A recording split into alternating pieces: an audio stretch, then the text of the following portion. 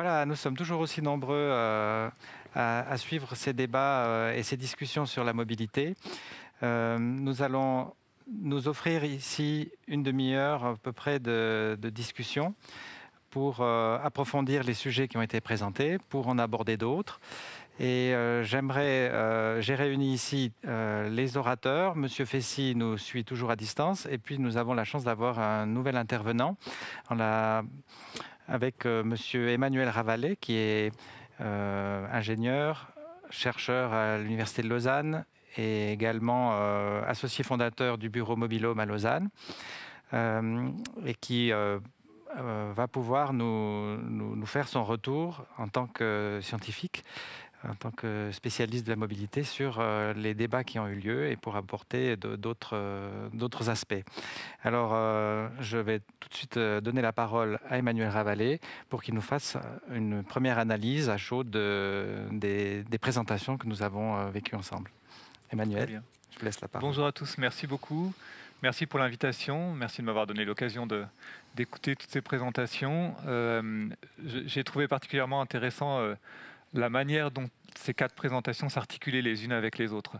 Et je crois que ça fait vraiment écho à un des enjeux fondamentaux aujourd'hui des personnes qui sont en charge des politiques de mobilité et des politiques territoriales aujourd'hui, dans les communes, dans les agglomérations, dans les cantons, c'est de savoir justement comment on doit traiter la question de la voiture. On l'a vu à travers les présentations et on le sait, la place de la voiture aujourd'hui, elle est en question.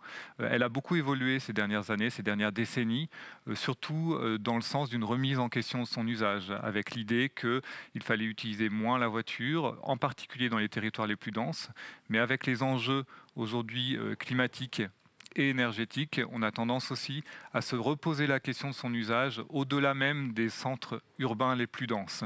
Et ce qui est intéressant aujourd'hui, c'est que certes, on est toujours dans cette perspective d'un usage de la voiture qu'il faudrait tenter de limiter parce qu'elle génère des pollutions locales, parce qu'elle génère du réchauffement climatique au travers des émissions de CO2, parce qu'elle fait du bruit, donc en termes de qualité de vie, c'est pas forcément bon, et parce qu'elle consomme de l'espace en circulation et en stationnement. Mais en parallèle de cette dynamique, il se passe quelque chose aujourd'hui d'assez fort et qui finalement s'est vraiment développé ces quelques dernières années. C'est finalement le changement d'image de la voiture qui est porté par le développement de la voiture électrique, par l'arrivée de la voiture électrique, sa généralisation aussi, et puis le fait qu'elle peut aujourd'hui être utilisée par une gamme de plus en plus large de population dans des territoires et pour des usages de plus en plus variés. Et donc, finalement, on voit que ce changement d'image de la voiture fait que une partie des populations, on en rencontre régulièrement dans le cadre de notre activité, quand ils nous parlent de leur déplacement avec leur véhicule électrique, par exemple, ils ne nous disent pas je suis allé en voiture à tel endroit, ils nous disent je suis allé en voiture électrique à tel endroit, pour bien mentionner le fait que c'est un mode presque différent. Et donc ils se prévalent quelque part de ce mode de propulsion un peu différent pour justifier un usage qui se pérennise de la voiture. Alors, la question n'est pas de savoir si c'est bien ou si c'est mal, la question c'est plutôt, et c'est un peu la question que je voudrais poser en introduction aux personnes qui sont intervenues jusque-là, c'est finalement comment est-ce qu'on peut travailler et accompagner le développement de la voiture électrique sans favoriser la voiture tout court. Monsieur Perrault, peut-être? Ou monsieur Fessy, qui nous entend à distance? Est-ce que vous pourriez peut-être intervenir? Olivier? Alors, je vais intervenir là-dessus. Donc, pour nous, la mobilité électrique apporte deux impacts essentiels. L'un, ça permet de réduire effectivement les émissions de CO2. Et ces émissions de CO2, elles ont un impact local, mais principalement global. Donc, 1 kilo de CO2 qui est émis aujourd'hui va se retrouver un petit peu partout dans le monde d'ici 2 ans. Et puis, il y a un impact sanitaire local. Donc, les émissions de CO2, mais principalement les particules fines, le NOx, qui ne sont pas émis localement, ont un impact très local. Et c'est la principale raison pour laquelle on voit une évolution très rapide des législations dans les villes et dans les pays, et en Europe. C'est pour réduire la pollution locale, et ça a un aspect sanitaire. Donc c'est aussi également pour cette raison que la plupart des pays injectent des sommes très importantes dans la transition vers une motorisation électrique, pas pour des questions technologiques. L'effort ne vient pas des constructeurs, ça c'est aussi quelque chose qui est important à comprendre, mais il vient de la législation et de la pression publique, et principalement pour une question de santé publique. Et c'est pour ça qu'on a vu tout à fait le changement très radical depuis 2 ans, où il y a 2 ans ou 3 ans en arrière, il y avait relativement peu de modèles qui étaient disponibles. Les constructeurs automobiles mentionnaient la difficulté pour eux de pouvoir produire et de fournir ce genre de motorisation. D'une fois que la législation est devenue plus stricte avec des pénalités importantes, on voit une panoplie très importante et des annonces quasi quotidiennes sur le nombre de véhicules électriques disponibles sur le marché. Et on voit en fait qu'en parallèle, il y a une demande du public pour acheter ces véhicules, avec effectivement des supports financiers qui peuvent être plus ou moins importants. Et ce qui a une problématique aussi en Suisse, où la Suisse n'a pas de support financier important pour l'électrification de ces flottes, tant au niveau national qu'au niveau cantonal. On voit maintenant différents cantons qui mettent en place des subventions auprès de la population ou des entités publiques pour supporter cette électrification. Mais on est loin de ce qui se passe dans les pays limitrophes. Est-ce que M. Fessy voudrait aussi apporter un élément par rapport à... Volontiers, et très brièvement, pour moi, il y a une problématique liée aux véhicules électriques dont on n'a certainement pas encore pris suffisamment conscience, qui est le poids de ces véhicules, qui est en moyenne, je n'ai pas d'études spécifiques sur la question, mais je pense entre 3 et 500 kilos plus lourd que le véhicule thermique équivalent qui remplace. Et on voit que le marché électrique, il est en train de se développer par le haut, avec des véhicules qui sont très massifs et très lourds. Donc finalement, on est en train de subventionner quelque part, quand on donne des aides, c'est une forme de subvention, des véhicules qui vont être avec un impact sur le CO2, sur les émissions locales moindre, mais avec un impact global sur l'environnement qui pourrait être encore meilleur si on savait produire, je pense qu'on sait, mais surtout commercialiser et dans des proportions significatives des véhicules qui soient plus compacts et plus légers.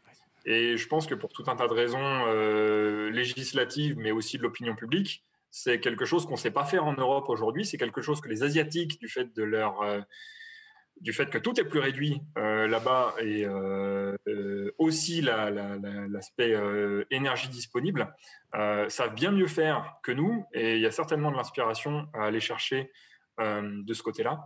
C'est quelque chose que j'aimerais, à titre personnel, voir développer dans le futur, parce que je pense qu'on a encore des pistes d'amélioration très significatives de ce côté-là. Oui, vous avez certainement raison. J'aimerais donner la parole sur ces questions de voitures aussi à Madame Rode-Paquier, qui voulait intervenir. Effectivement, je voulais dire que finalement, qu'elle soit électrique ou thermique, la voiture, elle prend la même place, voire même plus, comme je peux l'entendre maintenant sur la route. Donc pour nous, le but, c'est de diminuer le nombre de voitures et de pouvoir aller vers ce transfert modal, qu'elle soit électrique ou non. Donc en tout cas, les mesures que l'on essaye de mettre en place dans l'agglomération bulloise s'appliquent aussi bien à la voiture thermique qu'électrique. Par contre, c'est vrai que pour l'environnement de manière générale, nous avons fait le choix d'aller vers des lignes électrifiées, des lignes de bus électrifiées. Voilà. Mais sinon, qu'elle soit électrique ou pas, ça ne change pas grand-chose finalement. Emmanuel ? Non, je pense que ça permet de bien montrer que la voiture électrique répond clairement à un certain nombre d'enjeux, mais pas à tous. Que la question de la manière dont on travaille la qualité de vie en ville, finalement, va rester entière avec les voitures électriques, et qu'il y a effectivement un enjeu à traiter de manière fine cette question de la voiture en favorisant l'électrification, sans pour autant améliorer ou permettre, faciliter l'usage de la voiture en général. Mais c'est au-delà effectivement ce diagnostic, ce que je trouve intéressant, important et difficile quelque part, c'est d'avoir des outils concrets, précis, pour savoir justement comment on travaille cette articulation et cette gestion d'un travail sur la voiture en termes de limitation de l'usage dans certains territoires en tout cas, mais aussi en termes de développement et de facilitation de l'usage de la voiture électrique. Donc c'est aussi ça qu'il y a à traiter de manière fine en termes de carottes et de bâtons, pour utiliser des termes classiques, et c'est quelque chose d'intéressant et de difficile à traiter. C'est ça un petit peu que je voulais mettre sur la table. Olivier Perrault, vous vouliez apporter un élément supplémentaire? Compléter ce que vous mentionnez. Ce qu'on voit effectivement en travaillant avec les communes, c'est qu'il y a une envie de réduire effectivement le nombre de véhicules qui est utilisé sur un territoire et le nombre de kilomètres qui sont parcourus. Et effectivement, le moins de voitures et le transport public, voire la mobilité douce, est vraiment la solution qui est prônée dans quasiment toutes les villes, y compris sur le canton de Genève. Par contre, il faut faire attention avec l'électromobilité, de ne pas avoir, comme ce qui a été mentionné auparavant, une disparité entre une population relativement aisée qui peut permettre d'avoir un achat de véhicules électriques neufs, plus lourds, et une population moins favorisée, je dirais, qui va devoir se contenter de véhicules thermiques qui sont de plus en plus poussés à l'extérieur des villes. Donc il y a aussi cette notion qui est non négligeable. Et c'est aussi pour ça qu'on travaille avec les communes, avec notre expérience, c'est de s'assurer qu'il y ait cette équité sur le territoire et cette équité aussi dans la population. Moi, j'aurais une question à poser à M. Ramu par rapport aux plateformes de multimodalité qu'il a présentées. Cette promotion et cette facilité d'usage crée du transfert modal, donc c'est bien le but qu'on veut avoir, mais on constate des fois que ce n'est pas forcément au détriment des voitures, mais que c'est des vases communicants entre les transports publics, la marche ou le vélo. Donc, ma question serait de dire... comment finalement arriver à toucher véritablement les automobilistes pour les inciter à utiliser moins leurs véhicules, mais pas avoir l'effet finalement inverse qu'escompté. La question, elle est vraiment centrale, effectivement. Je pense la première chose à dire, c'est qu'il ne faut pas oublier que la Suisse est quand même championne du monde des transports publics. On a un des réseaux les plus denses au monde, on a un nombre d'utilisateurs les plus denses, on a une facilité d'accès également qui est relativement unique au monde. On est le seul pays qui a par exemple une notion où avec un seul type de transport, vous voyagez avec 250 entreprises différentes, c'est l'abonnement général. Et ça met en évidence aussi le fait que le réseau de transport public était extrêmement bon. Après, effectivement, aujourd'hui, par rapport à ce que je présentais quand je vous montrais quelques exemples de plateformes de mobilité, on voit qu'on est dans une phase exploratoire. Il y a cette notion de multimodalité, de plateforme multimodale qui a émergé grâce à notre capacité aussi à récolter des données et puis à pouvoir développer des algorithmes qui permettent de vraiment offrir aux voyageurs la possibilité de se déplacer de la manière la plus optimale possible. Maintenant, on explore. Il y a plusieurs pistes qui sont suivies un petit peu partout en Suisse. Et quelque part, il y a des essais qui sont faits. C'est ça. Et maintenant, finalement, l'avenir nous dira quelles seront les offres, quelles seront les propositions qui seront les plus à même, en tout cas au niveau technologique. Extra. Merci beaucoup. Moi, j'aimerais, à ce stade du débat aussi, apporter un élément qu'on n'a pas encore évoqué du tout, mais qui n'était pas prévu non plus lors de la conception de ce séminaire, et que nous avons tous vécu à travers ces derniers mois de pandémie, c'est le télétravail. À travers l'interdiction de se déplacer, la plupart des gens, enfin une grande partie en tout cas, ont été contraints de travailler à la maison et d'expérimenter le télétravail. Donc c'est une forme de mobilité très particulière qui change passablement la donne aussi pour les transports publics, aussi pour l'ensemble des acteurs et qui pourrait mener les pouvoirs publics à se poser des questions sur les investissements prévus pour les transports publics, par exemple. Alors, j'aimerais bien profiter de la présence d'Emmanuel Ravallet aujourd'hui pour qu'il nous fasse un peu, présente un peu sa vision éclairée du télétravail, puisqu'il est en train de mener des recherches à ce sujet-là. Oui, merci. Du coup, c'est vrai que c'est un sujet qui est particulièrement d'actualité.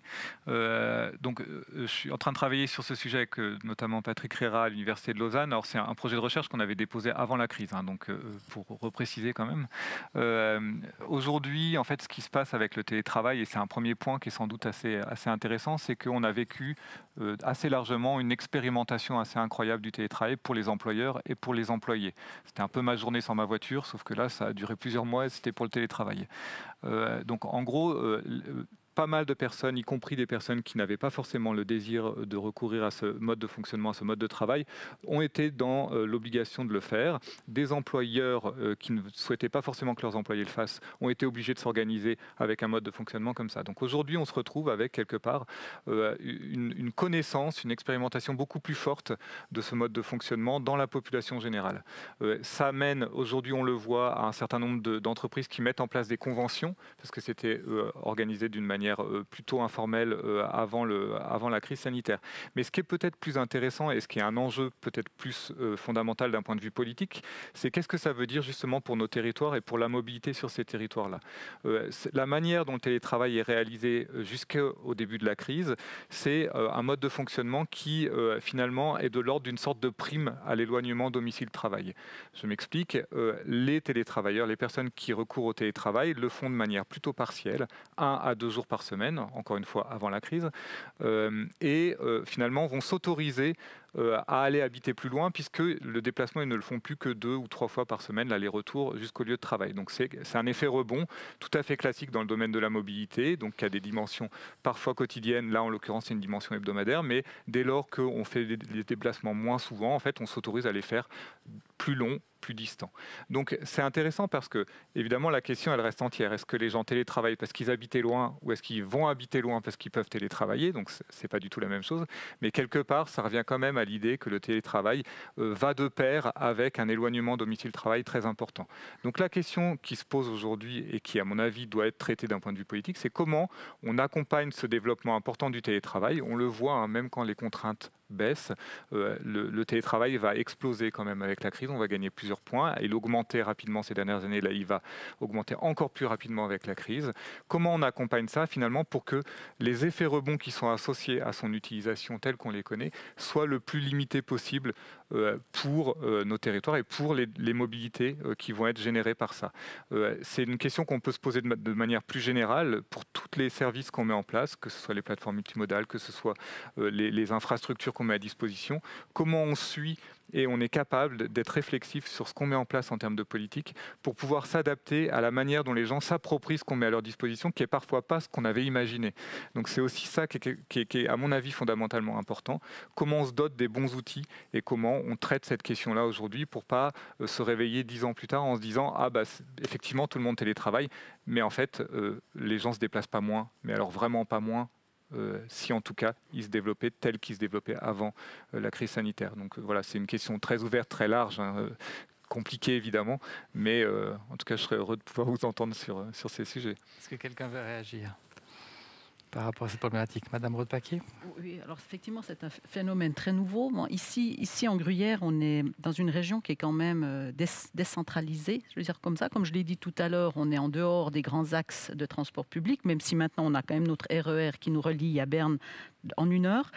Ce que je peux dire, en tout cas du point de vue politique ou alors du point de vue de nos plans d'aménagement, c'est qu'aujourd'hui, selon la LAT, on ne peut plus développer les zones rurales, entre guillemets, c'est-à-dire les zones plus éloignées des transports publics. Donc, il y a déjà aujourd'hui une restriction des terrains à construire. Si vous êtes trop loin du transport public, vous n'avez plus le droit de développer vos surfaces d'urbanisation. Hein. Donc finalement, tout va se concentrer là où il y a les transports publics ou proche des transports publics, c'est-à-dire dans les villes. Alors après, ça sera peut-être aux villes à réfléchir comment elles vont répondre à ce phénomène du télétravail. Il faudra peut-être prévoir des hubs, ou comment on appelle ça, des work hubs, où les gens pourront se retrouver au centre pour travailler ensemble dans des espaces qui ne sont pas chez eux, mais qui ne sont pas non plus le travail leur bureau habituel. Donc, mais en tout cas, tout ce qui touche aux surfaces d'urbanisation sont déjà très contenus maintenant et liés au développement des transports publics. Excellent. Monsieur Ramu, vous vouliez apporter un élément? Oui, ce que j'aurais voulu mentionner, c'est en fait un des enjeux qu'on a mentionné, notamment quand on parlait de plateforme multimodale. Alors, ce n'est pas forcément de réfléchir au fait que les gens vont se déplacer plus ou moins, mais je pense que c'est le fait de réfléchir ou de faire en sorte que les gens se déplacent mieux, que les gens aient une mobilité durable. Et il y a un aspect qui est inéluctable de toute manière, c'est que la population de notre pays, elle va augmenter. Les investissements qui ont été faits dans les transports publics, qui sont souvent des investissements, notamment dans le domaine ferroviaire, qui sont destinés à durer des années et des années, ces investissements, ils sont tout à fait pertinents. Et il s'agit vraiment, à mon avis, je pense, de faire en sorte que les gens se déplacent de manière durable. Qu'on prenne cette sensibilité, que lorsqu'on se déplace, qu'on essaie de bien le faire. Extra. Alors, je vais profiter à ce stade-là de l'expérience et de la participation des internautes et demander à Werner Alter de venir nous dire quelles sont les préoccupations et les réflexions que vous faites en ce moment, en très synthétique, à ce stade du débat. Merci. Oui, alors pour synthétiser un tout petit peu, j'essaie de réunir un tout petit peu les questions qui nous sont arrivées. Il y a notamment pas mal de personnes qui nous suivent dans les communes plus périphériques des villes et qui se posent évidemment la question sur l'accès au transport public qui est un peu limité. Comment faire la promotion finalement des transports publics dans une situation où on sait que c'est relativement restreint par la force des choses? Quels sont les outils qui sont à disposition et en lien avec ça aussi, quelles sont les aides qui sont à disposition? Alors on sait très bien que pour la construction par exemple, on a un programme bâtiment qui subventionne beaucoup de choses. Dans la mobilité, on a un peu l'impression qu'il n'y a pas beaucoup d'éléments de soutien, d'aide étatique pour mettre en place déjà peut-être un plan de mobilité, pour mettre en place une stratégie pour la mobilité, puis après pour développer évidemment les choses à moyen et long terme. Donc ça, c'est une question qui est revenue à plusieurs fois. Peut-être si j'en pose 2 ou 3, puis après je vous laisse discuter.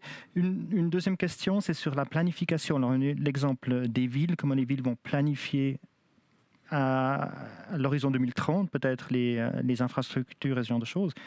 Est-ce qu'on n'est pas en train aussi d'oublier peut-être un horizon un peu plus lointain, où on aura peut-être des voitures partagées, on aura peut-être plus des bornes de recharge, mais des systèmes d'échange de batteries et ce genre de choses, et de planifier peut-être aujourd'hui parce qu'on regarde pas suffisamment loin, des infrastructures qui seront peut-être obsolètes dans 10 ans. Alors, est-ce qu'on a les moyens déjà d'aller voir plus loin et de savoir un petit peu dans quelle direction on va?